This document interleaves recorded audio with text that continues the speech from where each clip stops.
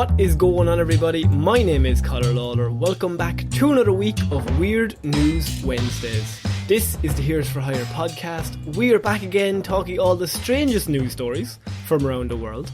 We talk about the news that the real news is too afraid to talk about. As always, I am joined by my partner in crime, Mr. Shaun Bien. How's it going, Shaun? Well, thank you for the very well enunciated introduction, Connor. I've just read your name for the first time. You did better than most people, let's be honest. You did better than every teacher I've ever had. No, I'm good, Connor. We were talking about this on Monday. We were also talking about it before this show. Updated to Windows 11. Don't know how to use my computer anymore. I think I'm a boomer, ladies and gentlemen. Honestly, I feel like we spend too much time together. This is nothing to do with weird news. No, not at all. But we just randomly, I logged on Monday to do the show, and I was just like, I updated my laptop to Windows 11. And you were like, I did too. And then we were like, did you do it on Saturday? I was like, I did it on Saturday.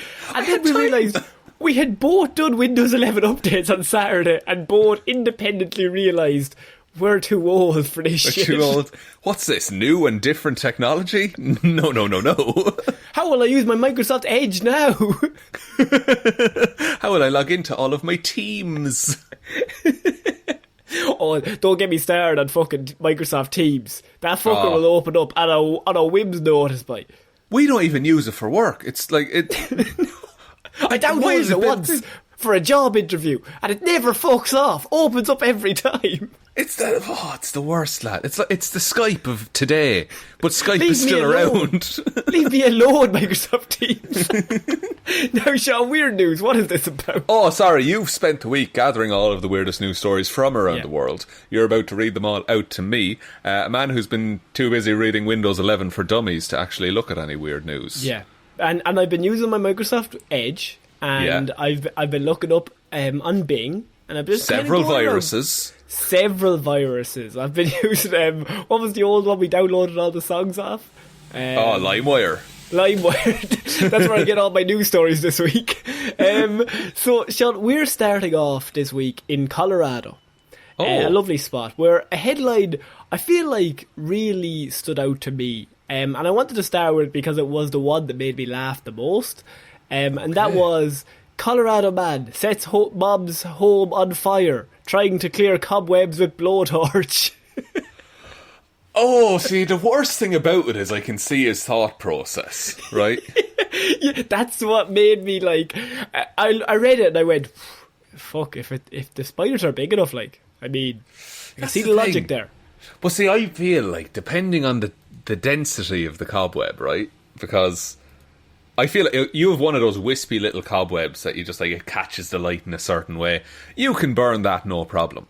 But if the cobwebs are so dense that you see them as like, you know, like if someone was decorating a haunted house and that level of cobweb, if that's in your house, don't burn that, because I feel like it's going to generate too much of a flame, as evidenced. And actually, I do think the algorithm knew I was reading this article, because then the next recommended one was like Australian home infiltrated with spiders, and the image was like the whole wall covered in spiders. And I was then thinking, if this guy walked into that house and it looked like that, I would also burn down the home and start again.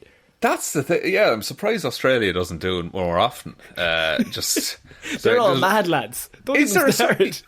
Like, Australians, if you're listening, is there a certain point at which the house just belongs to the spiders now?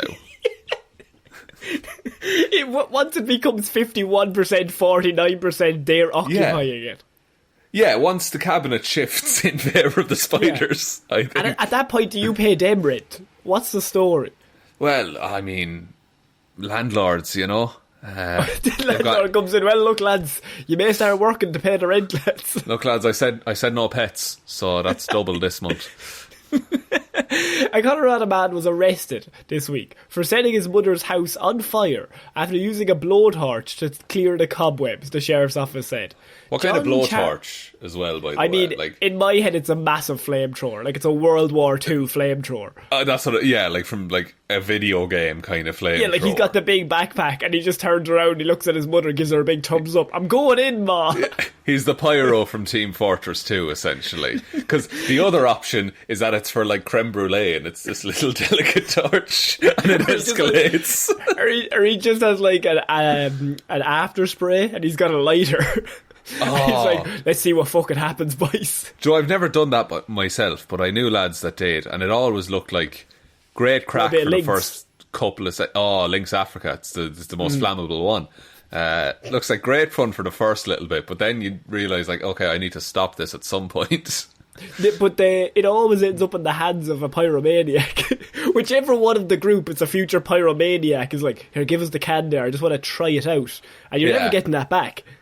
No, like, you've ruined your can of Link. Like, imagine, that's a power move, actually, is that if you're out with the lads, say, and you fashion your lighter and a can of Lynx into a flamethrower, and then afterwards, you let the fire go out, and you just spray yourself with the Lynx and say, right, lads, to the club.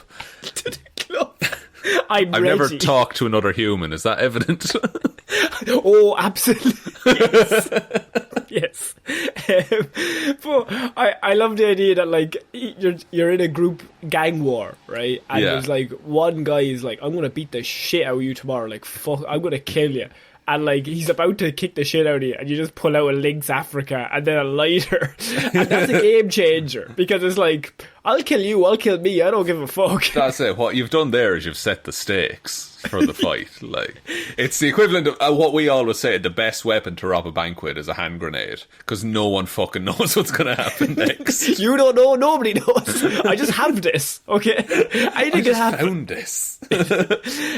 John Charles Streckenbach, 39, was arrested on suspicion of first-degree arson, criminal mischief in damages, possession of a controlled substance, and violation of a protection order. Shaun, I like how suspicion of first-degree arson is in there. See, as though he said, I burned down the home trying to burn down some cobwebs. Yeah, he intentionally lit an out-of-control fire in his mother's house. I'd say that's fairly cut and dry myself. So the firefighters, they say fire authorities, but I would never say fire authorities. You can't fight anything anymore, you know, political correctness and all that. What fucking character is this that I'm doing? I don't like it. I like the fire authorities, like they have authority over the fire. Stop it! Stop it now, okay? This is getting out of hand, literally. Literally, you're getting out of hand now. Fire authorities responded to a fire at a home in 8,800 block of Vermillion Road, Shaun, everyone's second favourite road. What's their first? You can't say Yellow Brick. Victory. The road to victory. Oh, Victory Road from Pokemon. From Very Pokemon, good. Of course. How do I train them? I go to Victory Road.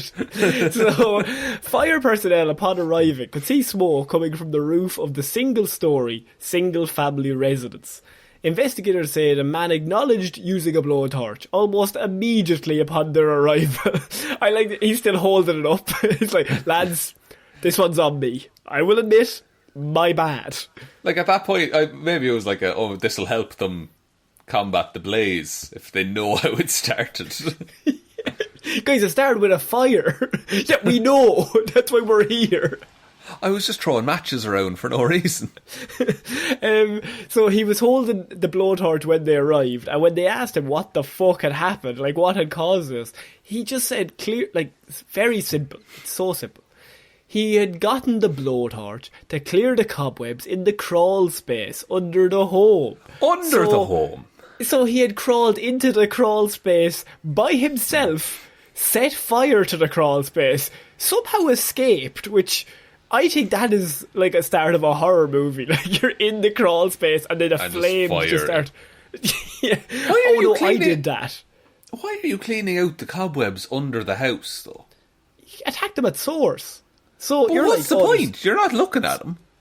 Yeah, I know, but like, you're like, there's lots of spiders in the house. Go down. They're down below. We're gonna go to. He was trying to look for the nest. Yeah, but surely there's a chemical that you can just like gas down in the crawl space, and they'll Yeah, just... all the Lynx spiders Africa and a flame. I wager, actually, if you just sprayed Lynx Africa everywhere, spiders would leave, like, quick, fast. Either that or they'd be fucking having loads of little baby spiders all over the place. You'll make the problem worse. You do. Look, we've all been there. Huh? But... Still hasn't talked to a human. And he did. Not once. But why... I don't understand the process behind cleaning out the crawl space anyway. But, like, would you not... Why did he crawl under? Because surely if you're lighting a fire, you can just... Wait, fire rises, doesn't it? You don't want to be in a confined space carrying a fire. Yeah, because you've raised a very good point. Because what does fire burn but oxygen, Connor? Yeah, and you're already in a confined space. Better burn up all the rest of the oxygen in here. Quick! And then, once the fire is going, and fire moves upwards, what's above the crawl space beneath the house? The ground. Where are you going to have to get to before the safety? Above the ground, then. Above the ground. Mm-hmm. And your house, I would wager, mostly made of wood. Now, here's the thing. What really caught my eye was that he actually admitted that he had spent an hour trying to put out the fire by himself before calling the firefighters. That's a man who doesn't know when to quit. I'd say, to me, spend 5 minutes at it, go, this is after getting out of hand. I literally do, this is not my job. There's got to be somebody that can help me. Is there anyone in the world? Is there anyone with authority in this situation? Oh, fuck, I need somebody who puts out fires. There's nobody. There's just nobody. But, to be fair, it does feel a very Irish response as well. Being like, oh, I don't want to bother him. You know, like, what if I call him out and it's a shit fire? You know, they're probably busy with real fires. This one's a shit fire. This is a real. I wager I would be like that. Like if you'd be like, I'd put it out myself. I'll try. I put out a grease fire once. Did you? Yeah. Water. You covered it in water, isn't it? Oh, just put under the tap. No, don't. Fucking don't. You get like a heavy towel and smother the flames. Can I give you another question? Yeah. You've got your pan fire, right? Grease fire going up. But you live beside the ocean. I pick that pan, I fuck it into the sea. Who wins? See, the thing is, because I think oil spreads to form like an infinitely thin layer, so you might have just set the ocean on fire, but I'm not sure. I mean, that's already happened this year. That's kind of forgotten, but that already happened That did happen. That happened in the last 12 months, ladies and gentlemen. We all just forgot it because of other stuff. Because other things went on. The ocean was on fire, lads. Yeah, the ocean. There's one thing that shouldn't be on fire. It's the fucking ocean. I'm going to respond to you with a counter question. You cover yourself in oil and stand in the rain. Do you start flying? Do I start flying? Oil floats on water. Yeah, but rain is going down. Yeah, and you're going up because you're covered in oil. Do you think that's how Superman flies? Well, any excuse to grease himself up, you know? He's like in the Simpsons. Lex can never catch him. He's so too slippery. Slippy. I keep trying to grab him. And what kind of oil? Sunflower oil. Oh, well done. Yes. Thanks. This is not nerd stuff, Shaun. This is weird news. I keep blurring the lines. So, Shaun, this man set fire to his own home. Actually, his mother's home. I like the idea she called him out. Like, she's like, John, could you actually come out and sort out the spiders? But he's like shitting himself. And he's like, yeah, I'll sort them out. Well, I'll fucking sort them out, alright. Yeah, he's had like a history as like a mob enforcer. So anytime someone says sort him out, he immediately goes, okay, I'll need the flamethrower anyway. I need a flamethrower in a crawl space. Get working on that crawl space, Ma. Start digging. Okay. Son, I fabricated a crawl space and placed all of the cobwebs inside. I put some fireworks in there too, just in case. Look, I'm assuming no one was hurt, which is why we're talking about this. But if it's not often we give warnings on this show, but don't play with fire, I suppose is the message. I disagree. Oh, and that's your thoughts. My thoughts are play with fire, see what happens. Fuck around a little bit, and look, what could go wrong? I mean, he's raised 4 compelling arguments there. Just general vagueness. Yeah. See what happens. It's fine. Just get vaccinated. That's the main thing. If you're vaccinated, you can play with fire. I feel that's a fair wager. That's a good one. So apparently the fire caused over $100,000 in damages, and the man was also caught in possession of a small bag of meth when the police arrived. Oh, no. Yeah. If it weren't for that meth, he would have gotten off scot-free. They would have let him off. Look, when it happens, lad, honestly. Big spiders. We've all watched a DIY video on YouTube and said, I can do that. Spiders are coming in for the winter, lad. I've done the same myself. We're moving on to our next piece of news, Shaun. Now, this news story caught my eye because the police get called out for all sorts of public disturbances. Now, there's lots of fights, even. And, more importantly, street fights. Yes, my preferred form of fight. From different gangs. Yes. And so, when does a fight become a street fight? I mean, the answer seems obvious, but is it? We don't know. It's like, I would say, well, street fighter is an odd one. Because 2 lads fighting outside a pub, that's not a street fight. I would classify that as a fight. I would classify that as a brawl myself. A brawl, indeed. There's different levels. I think a fight has some kind of organisation to it. Like, for instance, if you arrange to fight someone after school, both parties have agreed and there's a plan for a fight. If it breaks out suddenly between 2 individuals, I would say it's a brawl. However, if the brawl is a bit minor, it's a scuffle. Yes, if there's no punches thrown. If one person gets hurt, it's an altercation, and then it's an incident. It's an incident. No, it's an incident if it's more than 2 people fighting. Okay. And then if more than one person gets hurt during an incident, that's a street fight. Okay. Now, saying all this is just a setup because I know the actual headline. And that is Minnesota police have been called out, Shaun, to break up possibly the best street fight I've ever heard of. Because Minnesota police called to break up Bald Eagle street fight. The Bird? Or is this some kind of biker gang? No, the Bird. Interesting. Because they're big, aren't they? Yeah, big enough to start a street fight. Oh man, and not to get too poetic on things, but like the symbol of America fighting itself. Oh, that has some weight to it. It's like a grease padded in the ocean, isn't it? Isn't it? So earlier this week, police broke up a street fight of the most unusual kind. 2 eagles decided to do battle near the intersection of the 41st Avenue and Nathan Lane. A good lane, Nathan. A good lane. I went to school with a Nathan Lane.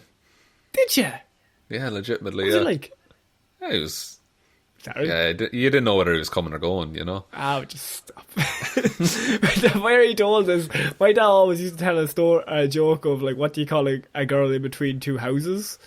And it was a lane. And then it was always like, what do you call the girl in between 2 goalposts? And it's a net. Anyway, it went for quite a while. And in front of a small crowd, Shaun, these eagles attracted an audience. A human audience? No, a vole, Shaun. I didn't expect that question. But now that you mention it, I love the animal kingdom turning up. Yeah. Fuck. It's the eagle on eagle, lad. That's 2 eagles are fighting. You gotta get down to Nathan Lane. Officer Mitch Martinson, fucking great name. Jesus Christ. Mitch Martinson was doing traffic enforcement near the high school that day. He's not prepared for this. This lad's just on the beat. He's just on a regular just blowing shift. A whistle, waving him on. Yeah. Ensuring the safety of students, right? He never thought he'd also be ensuring the safety of eagles, Shaun. Surely I love the fact. By the way, he gave an interview. Did Mitch? Oh, beautiful. Continue. And I'm just going to tell you his first sentence, which his first few words are, "We do have de-escalation tactics." Just trying to relate in some way to any of the training he's received.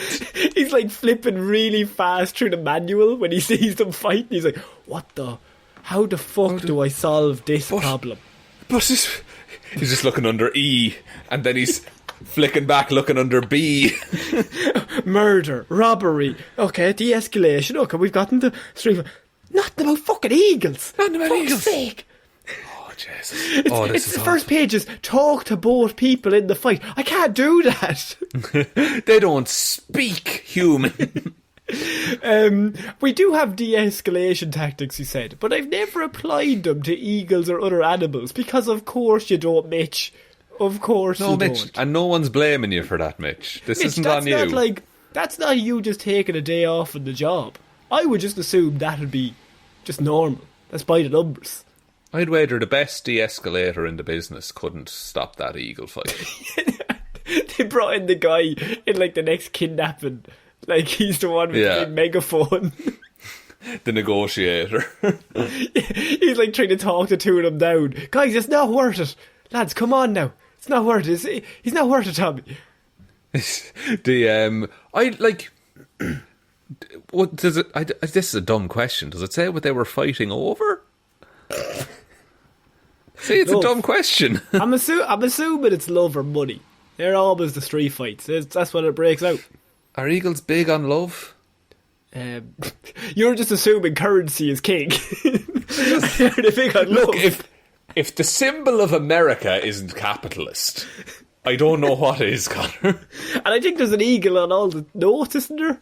Am I wrong? Probably. But there's also like a triangle and an eye, so who knows? There's fucking all sorts of pyramids on that shit. Now, what are they trying to hide from us? The combat prowess of eagles, clearly. What are they hiding from us, but then also putting right in front of our faces on every note that we ever see, Shaun? It's right there. We've all seen National Treasure, okay? You don't need to hammer this home. I love the idea that they're like, it's the greatest secret of all time. Put it on the fucking notes. Wouldn't it be a laugh? Go on, you won't. I bet you won't. I fucking double dog dare you. Go on, put the big secret on the fucking notes. Oh, I fucking did it. Oh, I did it. He's a fucking mad lad. Oh, fuck. When the call took him to 41st and Nathan Lane, he happened upon an all-out tussle involving talons, beaks, and the occasional screech, Shaun, from Saved by the Bell. No, but from the animals. Jesus Christ. It's not often you get a screech Saved by the Bell reference, but my God. Not these days. Not these days. Something Diamond. I can't remember his name. I was trying to Neil go through Diamond. Neil Diamond, yeah. And his next line is... he only kind of gives 2 lines in this whole thing, and both of them... Actually, he gives maybe 3 or 4, but the first 2 are gold, because the first one was, we do have de-escalation tactics. And then his second sentence is, I was trying to go through my head what to do next and who to call. He's so confused. I mean... What do you do? At least he's trying to think. Like, I would be just like one of the crowd of onlookers being like, fuck, 2 eagles are fighting. Because that's not my business to break up. But at the same time, what if it's putting the children in danger? Children are grand. Yeah, children have died in an eagle street fight before, and it'll happen again. It's just something you have to accept. Like, illegal. It's illegal. He should have said that. He should have said that. And then he'd like turn around, high five on the kids while they're being like mauled by the eagles. That's a grim sketch. And it's just like, it's like he picks up a severed child arm and just high fives. These eagles are real vicious. They're vicious, man. They brought saws. They brought hacksaws. They brought one of those big acid tubs they had in Breaking Bad. Wheeling it in their wings. He reached out to the DNR and the Raptor Centre, which, I'll be honest with you, he's done a mistake there. Now, It doesn't take a scientist to know he's reached out to the wrong centre. But who later said the birds were fighting over territory.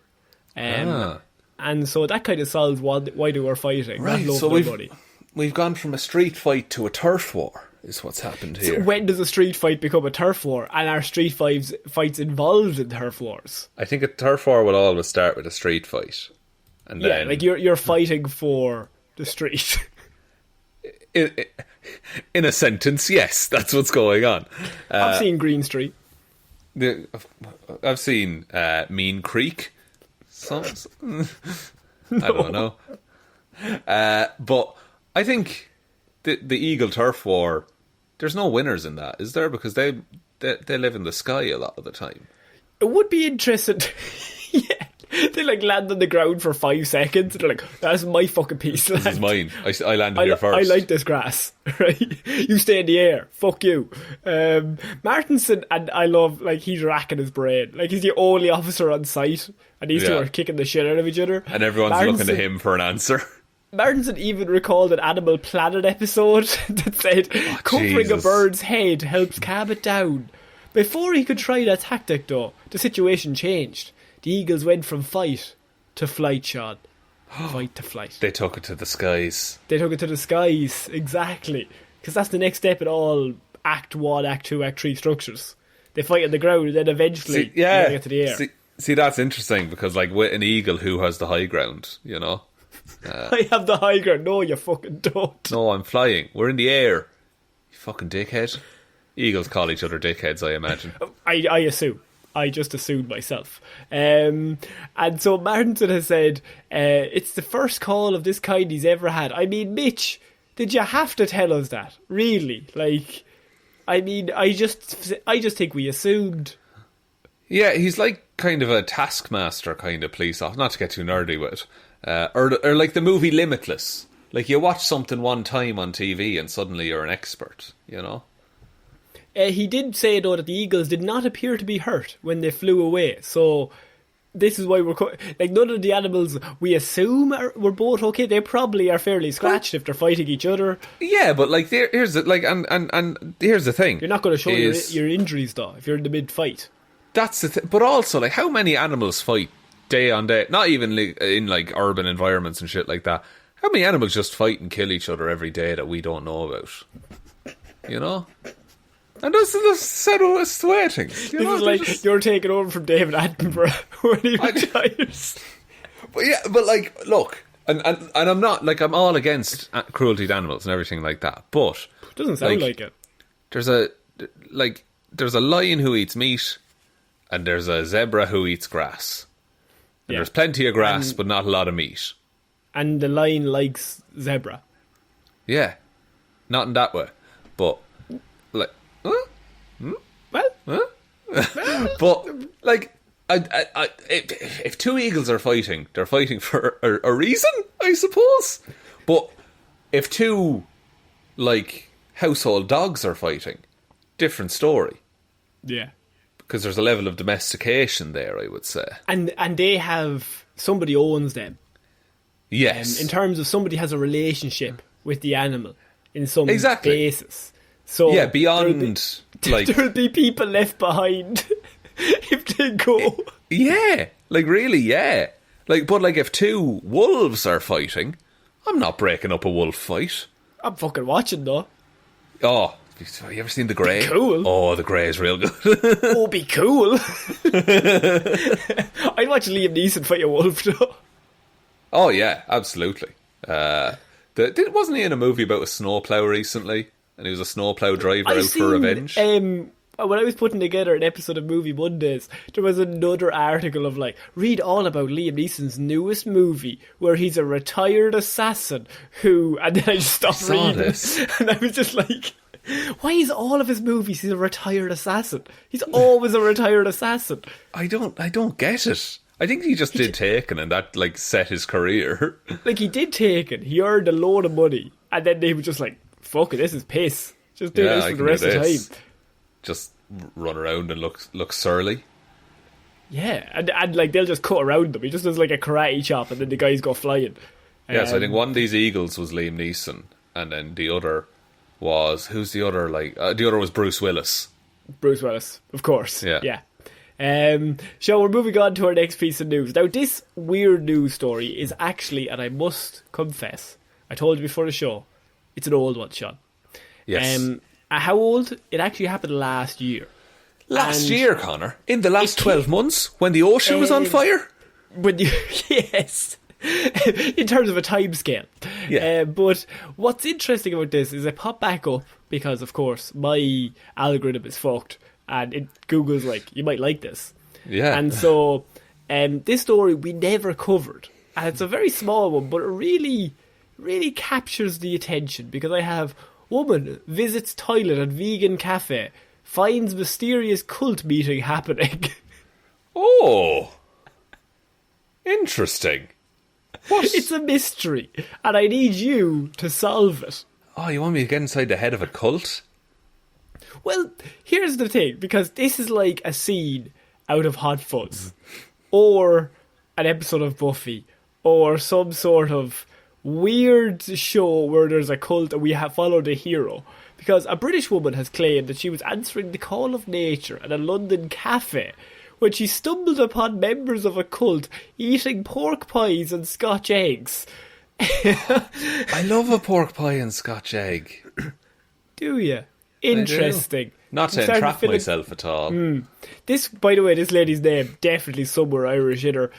Anya Driscoll was visiting the Bonington Cafe in Vauxhall with her brother when she made the shocking discovery, finding 20 people dressed in black robes and carrying ceremonial daggers on her way to the bathroom. That's fucking gas. She took to Twitter to share the tale.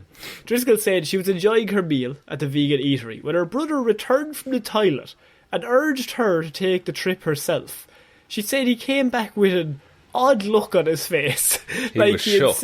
He was shooketh. And she followed his lead, basically like standing up like, what, you want me to... He's like, no, go, just have a look. Expecting to find some really bad art about veganism or some other joke thing that he was just making up. What Driscoll actually found when she followed signposts to a building next door was much more bizarre, Shaun. Right. Because I stepped through a signposted door that takes me into the terraced building next door. The toilet is apparently on the 3rd floor. It's kind of a weird setup, but what can you do?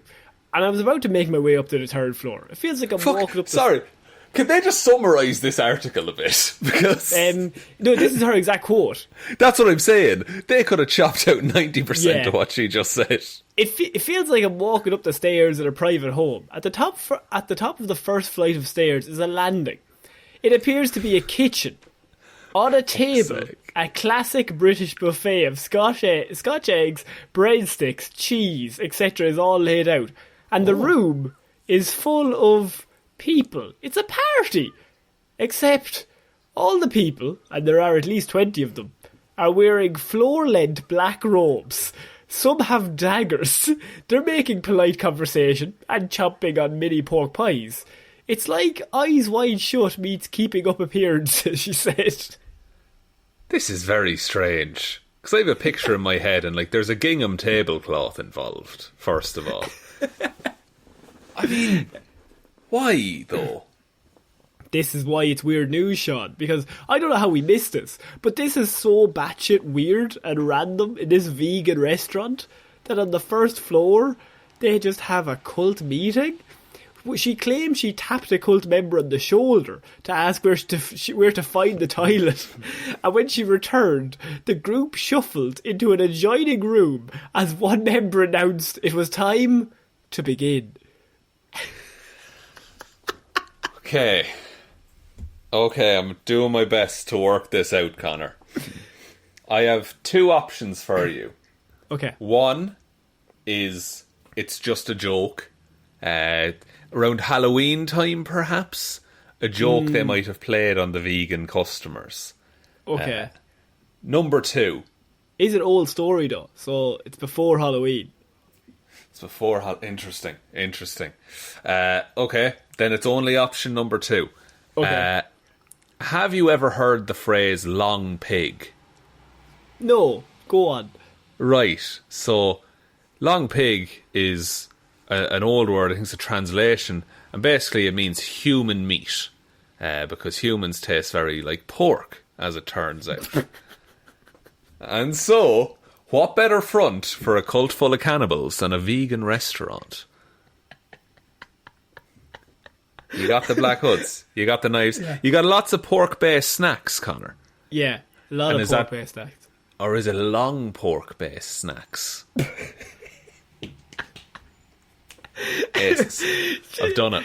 I've cracked it. Driscoll's discovery sent her on a search online for details of the meeting, but she could not find any events listed anywhere. It's on a need-to-know basis, Shaun. Of course. After she posted the tale to Twitter, she was soon met with hundreds of replies, many offering suggestions on the group. One user appears to have claimed it may have been a satanic sex cult, while others she could have walked in on a vegan meeting group gone wrong, or possibly just a fancy dress meeting going on. One of them is going to have to change, like, if they're all wearing black robes. Yeah, they've all 20 have turned up in the same robe. I was getting heavy Hot Fuzz vibes. That just was like... I was secret society. Reading this, like, there's a secret society where they're doing human sacrifice, and it's on the first floor of a vegan restaurant. Yeah. What if that vegan restaurant used to be like a local butcher's or something, and then gentrification in London forced it to become trendy vegan cafe place, and so the old patrons now gather and eat pork on site. To drive out. Speaking of patrons, Shaun, you can become a patron of the Heroes for Hire podcast. Oh, what's he doing on our there? Patreon right now? You get all this extra content, Shaun. You get a box of human meat delivered straight to your door. It's unrefrigerated. It flies everywhere. It's less than like a price of coffee a month, Shaun. It's a pretty great deal. You get all these extra reviews, extra content. It's all up there. You get fingers, toes. Yes. Sometimes we include feet. Whatever you want. Whatever you want, pal. If you give $10 or more a month, it's a whole foot a month. Don't ask us where we're getting them. We just get them. Yeah, please don't subscribe just for 1 month. That'll make things awkward. This guy has so much more to give. We can keep 3 going. months, oh no! Can we start with hands? But yeah, Patreon, movie reviews. Yeah. We talked about Blade recently. There's a film with a secret society of vampires. So maybe Secret Society of... Are we saying vampires? I don't think vampires would eat the flesh necessarily. So unless vampires, the perfect place to hide is a vegan restaurant. That's true. That is true. Yeah, but why would they fashion them into Scotch eggs? You know, that's a lot of prep. Maybe they just like Scotch eggs. If a vegan or a vampire was to consume me, surely it's like black pudding is what they're after. Yeah, but even they don't want to know what's in that. Even they're like, nah, too much. Yeah, you got me, but no. Oh, the rest of it? I mean, it's delicious. Oh, God, it's delicious. But don't tell me what's in it, like a sausage. Don't fucking tell me what's in it, though. Or like the mystery box that shows up to all of our patrons. Feet, hands, legs, we don't know. We just kind of throw it in, hope for the best. No requests, please. We don't know because we're just going to chop randomly. Just don't ask any questions, just accept it. We wear blindfolds the entire time, so we feel no guilt and can't confess to anything. Oh no, Shaun, I've chopped my own hand off. Throw it in. It's going in the box, Connor. The third time this has happened. I love the idea that she comes back down and sits back at the table. Like, how do you process that? Like, it's just a mystery. The door closes behind you. Or the door closes behind them and you just heard, let us begin. Yeah, it's like the end of The Godfather. Like, don't ask me about my business kind of a thing. She's just like, what the fuck is going on upstairs? You couldn't concentrate on your meal. Now, the saving grace is that her brother saw it as well, so she knows she's not insane. Yeah, imagine she was the only one, and she's like trying to explain it to somebody. Or imagine, like, she comes back, and he's just sitting there, just like, what are you talking about? Like he's been replaced. And there's like a dagger in his backpack now. Yeah, and then he starts like humming the same chant that they're making upstairs. My question is, you're thinking of stonemasons, aren't you? Yeah, a little bit. My thing is, how often, and this is a personal question, how often do you go back to that restaurant at that exact same time every single week to see what the fuck is going on? I think you become obsessed. I think you're a private investigator now and you have to take down this cult. There's no way you see it once and you just leave it. But what if you went back like a dozen times and it never happened again? And they just keep changing the days. Like, it's never on that day. But then you start to just go every day and just sit in the restaurant all day going to the bathroom to try and see. Just rattling with coffee. And they're just like, why are you always here? I love the food. I just love the fucking food here. Nothing else. Seat by the window, please. So, Shaun, we're going to have to move on to our next piece of news. Now, I have 2 stories for you that we could cover here. Okay. And it's completely up to yourself. Okay. I'm not going to give you the exact headlines, but I'm going to give you, I have dumb or I have nerdy. Ooh. I know the audience wants dumb, but my heart wants nerdy, Connor. Petition to erect Emperor Palpatine statue in Scotland gains traction. My God. I'm glad I chose this. Shaun, for anyone who doesn't know who Emperor Palpatine is, could you explain Emperor Palpatine? So he's from the Star War. The Star War. And he was the bad guy. And then he died. And then he somehow returned. And he was the bad guy. It was a much maligned line in the latest Star Wars saga. Yes. I think it was Star Trek, was it? No, it was the Next latest Generation. Star Wars. Stargate, yes. So the latest Stargate movie. Battlestar Galactica. We're not going to keep going. Stargate Atlantis. That's good, yeah, you got it. The Expanse. Oh, for God's sake. The Shield. No, that's just... That's different. That's just Michael Chiklis. What happened was he was the bad guy in the original Star Wars. He's the guy with the big hood, and he's always just like trying to kill Luke Skywalker. And he gets thrown down a shaft, and the ship gets blown up. It's 1984. It's not really a spoiler. And so then he dies, and you're thinking, well, look, he got thrown down a shaft that was hundreds of feet long, and the ship that he was on exploded afterwards.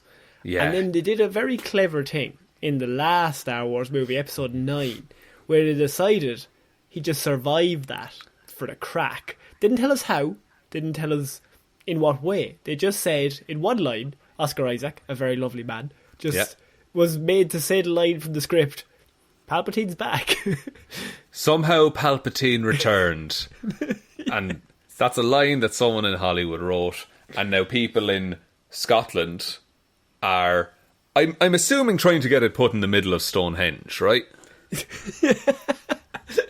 It's because of Ian McDermott's Darth Sidious. Yes. Now, Ian McDermott, a very lovely actor, and although McDermott may not have appeared in all 9 of the films, the character is still a presence in each one, even if it is off screen, because he's definitely dead for most of them, but then somehow is alive. So he just decided one day that he was back in the last... Oh, no, I'm not doing it. We did a full review and it did not go well. No, we weren't pleased. My favourite is everyone else in the scene is not one of them goes, that's a bit weird, isn't it? Are we not going to address that? Not only that, but McDermott's performance as the conniving Emperor Palpatine in the prequel trilogy was a highlight for critics in those films, Shaun, despite the reception of those movies. Right. And so it's no wonder that McDermott's hometown of Carnoustie, Scotland, wants to erect a statue of the actor as Darth Sidious in the centre of the town. That's really nice, and they want to support like a homegrown actor and all that kind of stuff. It's kind of weird having a statue of the evil guy, isn't it? I mean, of like the Emperor, of like Hitler, of Star Wars. Yeah, like it'd be kind of like having statues of Confederate generals up around the country, or it'd be a bit silly. Yeah, or Winston Churchill. Fucking hell. He's going all in. Let's just keep going. Who else are we attacking? Oh, who else has statues? That's the real question. Liberty. Fuck you. Oh, man. You were saying about that South African lad you don't like. Remember? Who? Your man who was in the prison for a while. Oh. Wow. You remember you said, you know what? I disagree. I'm not a fan. What? Now you're just telling lies, Connor. Now you're just telling lies about me. Shaun, how do you feel that there could be a Darth Sidious statue in the centre of a Scottish town? I feel like in terms of tourism, it could be big. Because me and you will go see that shit. Oh, we're taking a selfie in front of that with our hands out doing the lightning thing. It could jumpstart the economy. It could. You have a big Star Wars visitor centre, you know. Ian McDermott just hangs around there now. They don't need the statue, he's just there all the time. It only needs 500 signatures to get past. Fucking I'll sign it right now. There we go. It apparently has 300 at the minute. So, okay, we're going to do it live that you sign up. I don't know if you're allowed if you don't live in the town. Statue. But surely, like, international attention, that has to... Yeah. That has to, count for something. Yeah. Trying to find a link to it. It's not very... It's Emperor not, Palpatine lads. statue, Carnousel. Look, there's no fucking way I'm spelling that. Carn is C-A-R-N. Yeah, I'm on it. C-A-R-N-O-U. Yeah. O-U. S-T-L-E. S-T... there's S-T-I-E, which is Carnoustie. There's a golf links there. Oh, it might be Carnoustie. Maybe my eyesight is just bad. Might be Carnoustie. Yeah. That'll be it. It's too much looking at weird news. Make a statue. Change.org. Here we go. Okay. Yes. How many signatures? It's on 512. Yes. Now they're trying to get to 1,000. Oh, lads, Okay, I'm adding my name anyway. Fuck it, because you just throw in your name because we need do it for the pod. Do it for the pod. Oh, well, I put it in as Heroes for Hire. No, Yeah, I want the credit. Individually, we'd like to thank Shaun Mean, who made this happen. Shaun Mean, as a solo contributor. As a solo man who made this happen. Oh, man. Oh, look, the signatures are flooding in already.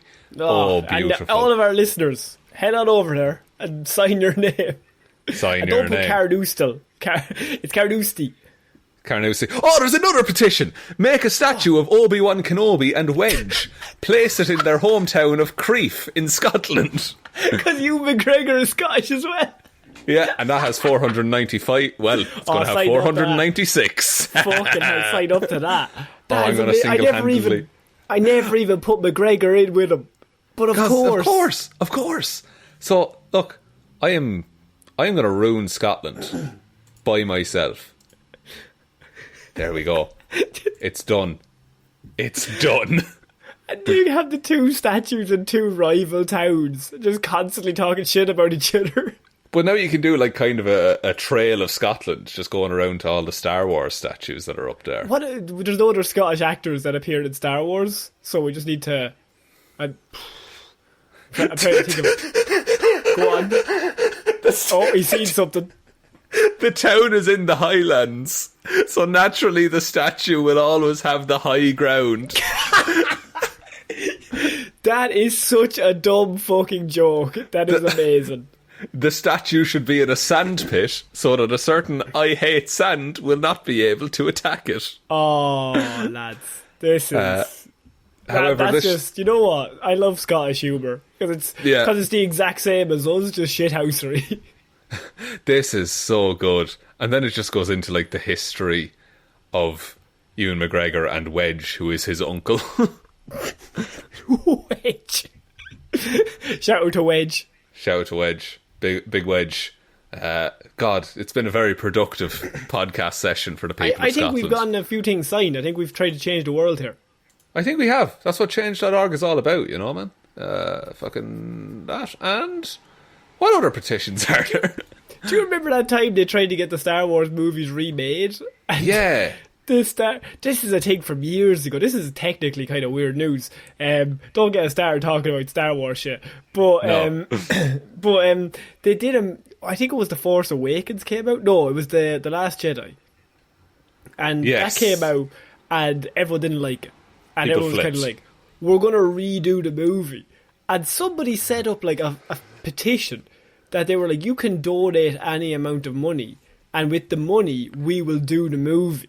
But no, you didn't donate. You promised to donate. Yes, so it was even worse. So within 3 days, they had like 400 billion euro. Because people were just like, I'll give you 100 million. Yeah, okay, cool. Yeah, why not? And they were going to take that to studios and be like, look, we have all this money promised. Look at all this promised money. We've 400 billion budget. We're going to make the best Star Wars movie ever. We're going to make Lawrence of Arabia times 1,000,000. All right. Oh, man. Right, Shaun. I feel like we do need to finish off with Florida Man this Okay. week. Just tell me the petition. I'll sign it.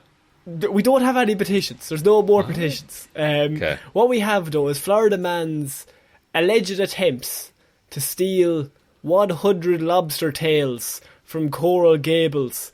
Lobster tails, you say? Lobster tails. Because How they're did the most lobsters feel profitable. about this? Are they? I would have said the claws. You're never going to know if they're happy again. So a man in Coral Gables What? allegedly... You're never going to know the lobsters are happy if you steal their tails, Shaun. It's Why? a joke about dogs because their tails wag. No, you were when they're talking happy. about lobsters earlier, though. Ah, see, that's not comedy, though. But this is. This is great. I like how when you put your elbows out, so it has to be funny. Yeah. I do a funny man in little Coral dance. Gables allegedly attempted to rob a Publix of 100 lobster tails on Monday and threatened to use a gun, according to police. Ooh. Florida Man has struck again because Florida Man doesn't want money. What he wants are lobster tails. That's where the real money is. Don't give me the money out of the cash register. Give me the tails. That's the thing, because like bills have serial numbers on them, right? So you can track them. You're never going to be able to spend that money without laundering it. But if you take the lobster tail out, the money's already clean. It's been in the ocean. Yeah. So you just have to move quantities of lobster tails. I have a Not buyer. much sell on value though. Like, who are you going to buy the lobster tails from the man who's selling them from his own van, or from the shop? But like people will buy off like a street vendor. They'll buy like apples you think and Florida pears. Man was thought that far ahead? I think he rents a space at the local farmer market. Yeah, correct. I'd say he does, yeah. According to Coral Gables police, David Piletto allegedly entered a public supermarket located on Lejeune Road around 5:30pm. He then hopped onto an electric shopping cart and proceeded towards the seafood section of the store. Police say Piletto then asked an employee for 100 lobster tails that were being sold for $7 each. He was then given 100 lobster tails, because, I mean, I don't know if they had to tell us that, because it just said he asked for 100. The person behind the counter was like, no. No, 99. So he's like, I'll have 100. So they gave him 100, and it was worth eventually $700.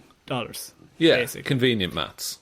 After having the 100 crustacean tails placed in his shopping cart, he made a turn and proceeded directly towards the exit on the electric shopping cart, slowly wheeling his way out through the front door with no intention of paying.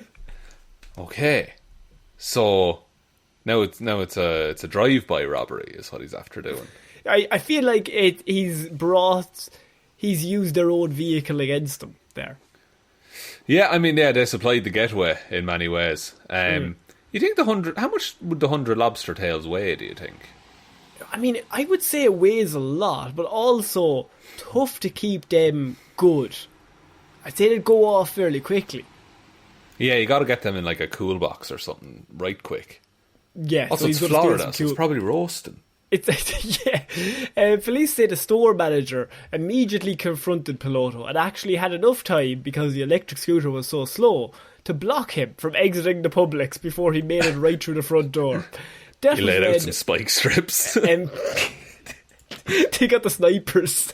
Take the fucking shot. Take the shot. Lethal force authorised. He's going too fast. I can't. That is when Piloto allegedly grabbed the cardboard box that contained the lobster tails and shoved the store manager with it. Oh, fuck. And so at this point, police say the store manager told them that Piloto was heard yelling, "I have a weapon and I'm not afraid to use it," multiple times. But nobody ever seen any weapon, and he never made a reach for any weapon on him. So, I mean, the weapon was his mind, Connor. He was going to confuse them. Or he throws the tails. Maybe he's going to use the tails as nunchucks. I mean, they do look fairly sturdy, I'll be honest. And you can always tell if they're happy or not.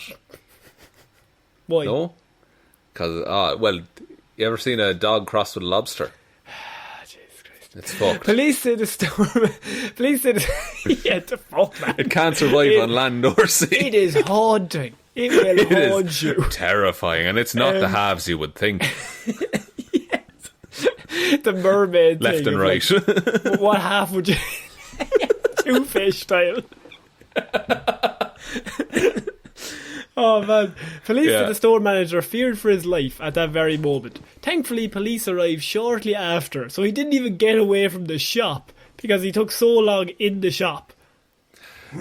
Trying to smuggle out his lobster tails. I like the idea that the electric scooter was so slow that they had time to ring the police before he even made the 50-yard dash to the door. Oh yeah, and the police had time to get there and be ready for him. And they all set up outside. In terms of things to steal though, the stuff from the deli and the fish aisle and the fish that big table of ice that they have. And the cheese stand. Oh, that. Do I go to a very bougie fucking store? Bougie. I'm Maybe. just thinking about it. Maybe, but none of that stuff is security tagged. So I'm just saying, I'm going shopping with the after confidence this. of a man who's been eyeing them up for a while. The fish one freaks me out though, because they have but they're fish. normally behind glass though. Not my one. You can just grab them if you want. Fuck off. It's been like that since I was a kid. Yeah. Yeah, but then that means a load of people are disgusted. They're all they're fish, touching all the fish. They swim around in piss. The ocean's filthy, man. They eat microplastics. Yeah, but what I'm saying to you is they probably clean the fish. They clean the fish before they put them on the stand. Surely. Yeah, but they have scales on the outside, and you're not eating the scales, you know.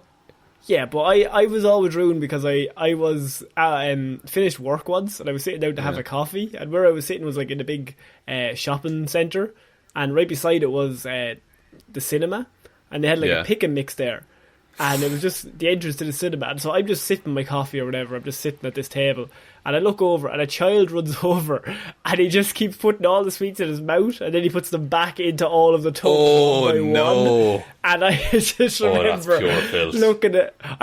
looking at it going, people are the worst. People are horrendous. And his mother seen him, and the mother was just she let him do it another 7 times. I was like, come on now, Tom, stop you're going to miss the film. Tom, you're being a prick. Alright? Yes. I said it. And you, little Jimmy, you fucking bastard. Jimmy said the pram. Yeah. In fact, all of you dickheads, just random children. Shaun, I think that's it for this week's Weird News. God, we really did the ringer there. We went around the whole fucking scope from nerdy news to Florida Man news. We weren't really focused this week. It was more just a shuffle of many of our thoughts at once. Yeah, and look, that was what we put on the whiteboard for this show, you know. Yeah, that was what I scripted. Yeah, so this has all gone exactly according to plan. Mm-hmm. So that whole cannibal thing in the middle, planned weeks in advance. You've been planning that for years. It's been building up to it. Just I've been what you know, character cutter. I'm a character actor. You know how it is. I'm Daniel Day-Lewis up in this. I'm Daniel Day-Lewis. I'm that deep in character. I've eaten Daniel Day-Lewis. Would you like me to take us out, Connor? Yes, please. Thanks everyone for listening to this episode of Weird News Wednesday. We will be back Friday with Hero Zero, Monday with Movie Mondays, and next Wednesday with another episode of Weird News Wednesdays. Big shout outs go to everyone over on Patreon. Big shout outs to Team Pekapeka won the annual New Zealand Aotearoa Bird of the Year competition, and Waffles couldn't be prouder. Ciara Lawler, David Clarke, Ed Ball, Joe Burney, Róisín, Schrödóisìn, Hally, Ryan Right Time Evanson, Shaun, Grow Your Mo for a Bro Jamieson, Dominic, Jessiah Florida Gal Green, Anna, Team Irish Walrus Hjelmroos, Lil Dicky, the one replied with a maniacal laugh, they call me Jared Let-o McGrew, Danny McLaughlin, Ray, I can't believe Wanda did this, Sammy DeLucia, Michelle, It's My Birthday Browne, a June run, a June run, Luke, Hoth. Thank you all so much for the continued support. Thank you for making me run out of breath more and more as the weeks go on. I really do appreciate it. And you'll all be getting your legs and your arms and your feet in the coming weeks. Yeah, they'll all be nicely packaged up. Might arrive by Christmas time, you know. Just unwrap that in front of all of the children of the street. And if you want to join those fine people and get access to all those Patreon rewards, link to that in the description, or it's patreon.com/Heroes for Hire podcast. There's also a merch store link below. Twitter, we're at Heroes for Hire pod, the 4 is the number 4. Facebook is Detective Diddleman's discussion group. Instagram then is Heroes for Hire podcast. And you can email any questions or queries to heroesforhire_@outlook.com. But I think that's about it, Connor. So I have been Connor Lawler. I have been Shaun Meehan. And we shall see you all next week. Bye. Bye.